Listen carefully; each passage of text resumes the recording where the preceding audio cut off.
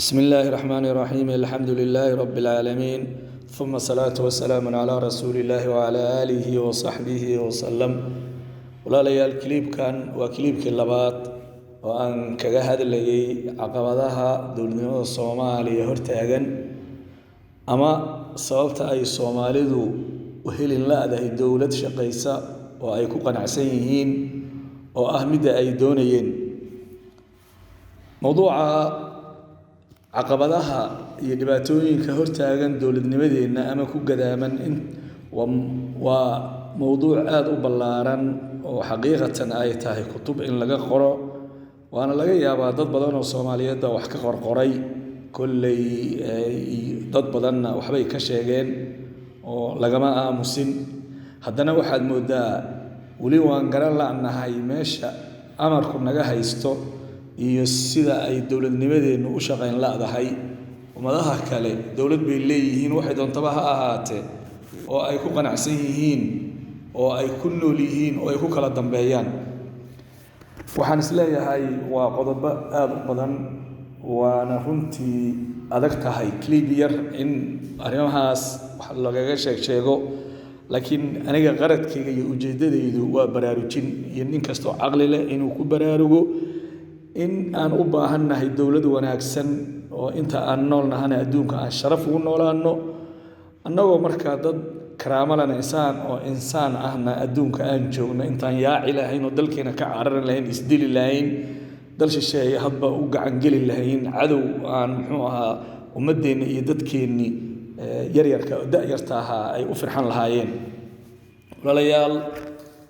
way badan tahay laakiin waxaan isleeyahay aqoon darrada baahsan oo naga haysta dawladnimada ayaa koob ka ah iyo iyadoonan lahayn Soomaalidu ama aysan ka soo dhex bixin dad la yiraahdo ownership dad dawladda iska leh oo u fikira macna laash waxaan ula jeedaa u fikira waqti galiya naf iyo maalba ku bixiya daacad ah iyagoo aan xil rabin ummadda markaa yiraahda bal dhibkan ka saara aqoon u leh ehelna u ah wax inay hogaamiyaan dad noocaasa ayaa la la'yahay adduunka fikir kasta oo shaqeeya walaalayaal dad baa iska leh ilaashada oo muxuu ahaa u fikira oo dadka inta badan ay uga dambeeyaan iyaguna markaa ku dadaala sidii fikirkaasi u shaqeyn lahaa tusaalooyin yaryar oo kooban ayaan keenaya haddii ilaahay yiraahdo waxaan ka soo bilaabayaa nabigeena calayhi salaatu wasalaam meel dheerba ma aadayo ma sii dhaafayo rasuulka calayhi salaatu wasalaam iyo saxaabadii rasuulka oo ugu horreeyay oo islaamka muxuu ahaa nabiga la rumeeyey waa dadkii sababay in diintaani ay faafto 23 sanadood ayaa rasuulku ka shaqeynayay 13 sano Makka iyo 10 sano Madiina waxaad ogeyd bay dagaal galayeen waxaad ogeyd bay warqad qorayeen inta aad ogeydeen bay rasuulka iyo saxaabadoba ay u taagnaayeen mabda'an inay faafiyaan way ku guuleysteen 25 sanadood ayaa dawladda islaamku ay cagta marisay ama ay ka adkaatay dagaal ba'an la gashay dawladda Roomaanka iyo dawladda Bershiyaanka oo la dhigay dawladda Furs labadii dawladood oo waaweynaa oo intaas oo boqolaal sano dhisnaa 25 sano ayay kaga takhaluseen marka rasuulka cali sallallahu alayhi markuu dhintay kadib khulafaa raashidiin ayaa yimid Abu Bakar Umar Uthman Ali iyaguna dawladnimadoodii way shaqaysay oo ayaga ayaa madax ka ahaa ayaga maaragtay lagaga dambeeyay dad u fikiray ahaayeen naf iyo maalna ku bixinayay waxa ka dambeeyay dawlad bani umayya nimanka la dhihi jiray oo saxaabigi Muawiye ugu horeeyay Muawiye waa ninkii cali xukunka kula dagaalamay Abu Sufyaan wiilkiisa ayuu Muawiye ahaa reer bani umayya qabiil la yiraahdo oo Quraysh ayay ku abtirsanayeen 9 sano oo 2 sano dhiman adigu 9 sano meelaha ayay xukunka hayeen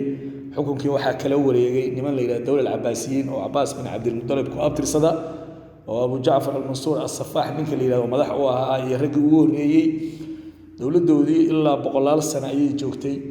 waxa kale oo markaa dhulkii islaamka ka sameysmay dawlado kale وأيجنا مجاعية قبائل النوع عسل سيد الدولة الأيوبيين وصلاح الدين الأيوب كأفرسة السلجوقيين أو تركيا هاي نمن ليلة فادميين أو شيعاءها دولة دي أندلس واللي يجري بلاد الأندلس واللي كان إسبان ليلة هذو سديت بقول الصناعة أيو إسلام كتريني استدح بقول الصناعة وحكم كهيستي نمن ليلة بني أمية نكعرري دولة دي عباسيين مركز حكم كقبصتي واللي يجري عبد الرحمن الداخل ودلني يراها أيها دولة دي بني أمية أساسي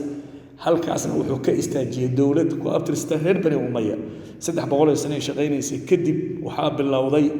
burburkii dawladii Andalus oo ama casr muluk wa dawaif boqorro ama maamulo yar yar ah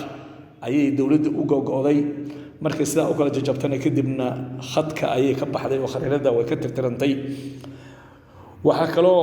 intaas oo dhan tataarka oo kale niman waxay ahaayeen isku qabiila oo bariga China ka yimid oo marka waxay lahaayeen wax la yiraahdo aragti ah oo caalamka inay marka xukumaan oo ay qabsadaan intii ka gaaraan mabda'na ma wadan diinna ma lahayn dad waxay ahaayeen qorraxda caabudo laakiin waxay ku guuleysteen isku duubnaantaas iyo ka fikirka iyo mabda'an oo ay rabeen inay dhaqan galiyeen walaalayaal ka soo taga waxaad kaloo fiirisaa iyadana dawladda la dhigi jiray dawladda Uthmaniyiin oo Turki ahayd oo 1924 Kamal Atatürk uu baabi'iyay al-khilaafa al-Uthmaniyya la yiraahdaa iyadana atraag bay ay Turki bay ahaayeen caalam islaamka oo dhan inta badan way gaarsiiyeen 300 sano ayay xukumayeen kadib wata ayaguna sidaa ku baaba'ay adduunka markaad u soo laabato mabaadi'da hadda lagaga dhaqmo caalamka oo nidaam al-caalami jadiid la yiraahdo oo Mareykanku horboodayo oo dimuqraadiyadda iyo waxaan iyo xuquuqul insaanka iyo waxaan beenta ay ka hadlayaan waxay soo bilaabatay kacaankii Faransiiska 1790yadii ayaa waxa Faransa ka dhashay athawra al-Faransiya wax la yiraahdo kacaankii Faransiiska kadib Yurub qaabka hadda ay u nooshahay oo u fakarayso oo ah in diinta iyo dawladnimada la kala leexiyo oo rijaalu diin ama kaniisaduna ay joogan meeshooda siyaasadda soo faragashan waa nidaamka la yiraahdo mataqaana calmaaniyadda oo dad badan oo muslimiin ay ku dhaqmeen oo waliba salkan ku haya ilhaad iyo diin la'aan iyo ilaah ma jiro waxyaabahaas oo dhan xilligaas ay soo sameysmeen ilaa maanta caalamka iyaga caalamul Awroba iyo wadamo iyo adduunkaba mabda'aas aad baa loo dhaqan galiyay koox baa wadatay marka kooxdii waxa alifatay oo Yurub ahayd ayaa ilaashata dhaqaale ku bixisa dadka training ku siisa marka annagu marka hadaan u soo noqono dawladnimada Soomaaliya waxyaabaha ay la shaqeyn laada waxa kamid ah dad waxgal ah oo dawladnimada yaqaana oo waxaanan jirin ama la haynin dalkan iyo dadkan u naxaya oo ilaashanaya oo ummadda raba marka fikirka wanaagsan inay dadkii ka dhaadhiciyaan oo ay baraan oo dhaqaale iyo naf iyo maalba ku bixiya lama hayo hadana taal helinna sida hadda aan nahay oo waxa shurshubka oo wax lagu sheegay aan la garaneyno nidaamka geel kala dhicidda u eg oo kursiga la dhacay waa la boobay